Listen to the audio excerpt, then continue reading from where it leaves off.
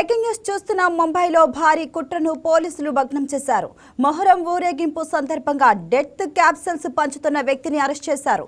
నిందితుడి వద్ద నుంచి ఎలుకల మందు కలిపిన 14,900 క్యాప్సూల్స్ ను స్వాధీనం చేసుకున్నారు పోలీసులు.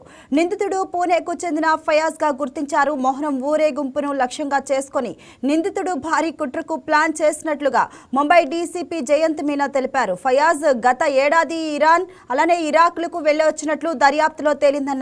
కొన్ని రోజుల క్రితం నిందితుడు ఫయాజ్ 50 కిలోల జింక్ ఫాస్ఫైడ్ ను ఆర్డర్ చేసి ఒక్కో క్యాప్సూల్స్ లో గ్రాము విషాన్ని నింపాడని చెప్పారు.